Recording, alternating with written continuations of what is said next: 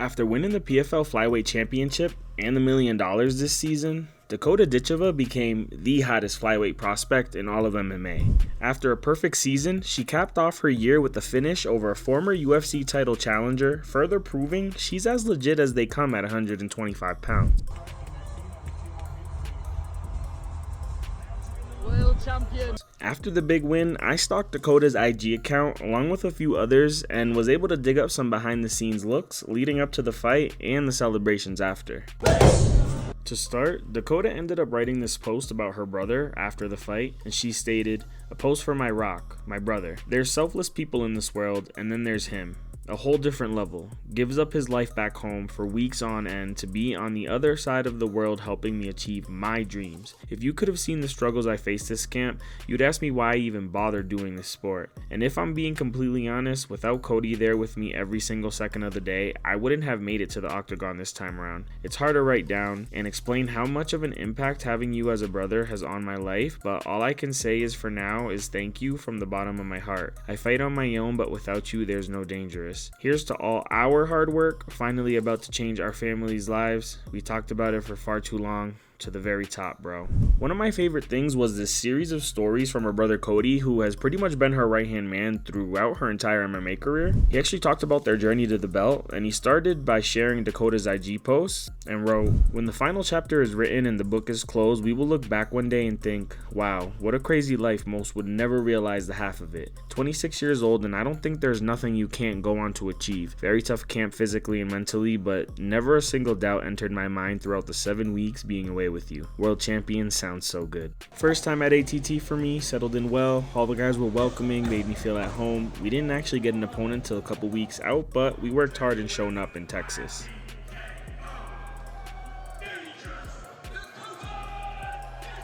A few weeks home and then back out to Florida for camp number 2. Met Dakota in New York before we drove over to Connecticut, where fight week was a little quieter than usual. Striker versus striker this time, so we prepped a little different.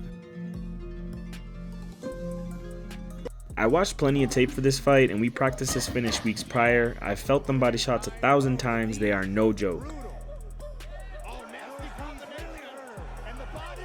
4 weeks exactly back in the UK, and I was flying back out for fight camp number 3. This one was a serious camp. We trained hard. We wanted the finish. Dakota's tie clinch was a game changer in this one.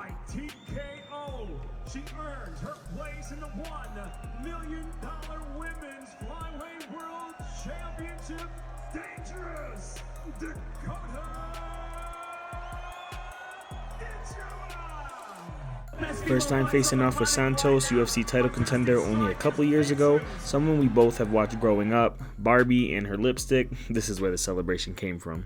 Fourth and final camp, and the longest one over 5 weeks I spent in the US and 1 week early in Saudi Arabia to prepare. What a camp it was. Trained like a machine, and as mentioned, had its very low moments, but that's what makes a champion. I knew everything Santos was going to bring in this fight. I watched so much tape. The plan was executed perfect from Dakota. Manifestation, visualized it every day, months before. 9 months of graft, no time to feel sorry for yourself. You gotta show up and train. People are relying on you. Oh, and up and down them stairs. And it's all been worth it. I wouldn't change it for the world. Had a blast to 2025. Let's not forget, you just moved into your first place in Florida. Fight camp was in flow for the first round of the tournament. No idea who we was fighting and no exact date, but work had to be done. We had breakfast every morning on the floor for the first few days until we got furniture.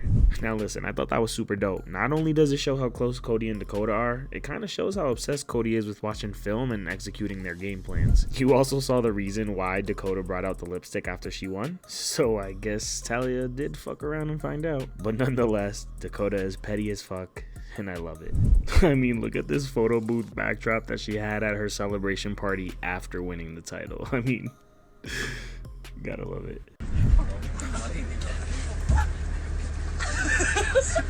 Now, despite Dakota uprooting her life to train at American Top Team in Florida, she has a massive support system back home. My favorite is probably her grandma. Just look at her, look at her. She had her whole fam there, including her other brother Casey, and this is one of my favorite photos. And this was another super dope moment. Dakota's mother, who also competed when she was younger, handing the belt to her daughter. PFL was super dope for allowing this to happen. Now, even though she had to leave her family behind and head back home, it's nice to see that Dakota has found a second family at ATT. She was pretty eager to get that belt back home with her. After her win, she posted, "ATT family, not sure words are enough to express my gratitude to these people, but I'm going to write a little anyway. Thank you to my coaches and training partners at ATT for the most amazing 2 and a bit years here in Florida. To say this gym changed my life would be an understatement. It didn't just change my life, but it changed me as a person to one I think I'm actually proud of finally. The growth and healing being here has brought me is unmeasurable. Thank you to Conan for taking me as one of your own and making my dreams just as important to you. Mike and Steve for the endless amount of coaching along with all the other coaches within ATT. Without you all, I wouldn't be able to showcase our joint work in that cage on fight night. Dan for everything in and outside of the gym. I wish every young fighter had someone like you to support them, to give opportunities like you have to me. Thank you for helping me make Florida my home. Primo for every single little thing day in and out. Without you, I'd probably be God knows where right now. And lastly, my family and friends for everything.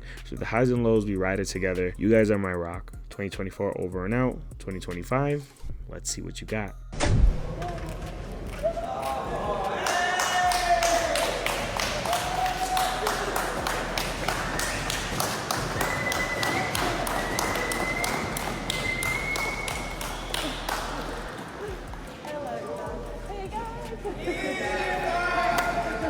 Congrats.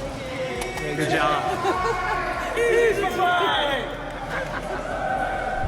Like Casey said, it was a Saudi success story, one for the history books that will undoubtedly launch Dakota into a new bracket of hype. But after all the good laughs, memories made, and celebrations for the world champ, it all had to come to an end. And in an IG post, Dakota reflected saying, "World champion. The most testing camp of my life produced the best performance I've had up to now. I have the best team in the world. We are not finished. This is just the beginning. Thank you all for the love and support on socials. I've got messages coming out of my ears, so sorry if I just like it or ignore it. I can't keep up, but I appreciate the love more than anything. A little rest, a lovely Christmas dinner, and then back to the temple for more progression. I'm just starting to get warm." So there you have it. That was everything I was able to pull together from Dakota and Company's IGs. So if you like this video, please make sure you hit that like button and that subscribe button, and we'll catch you on the next one.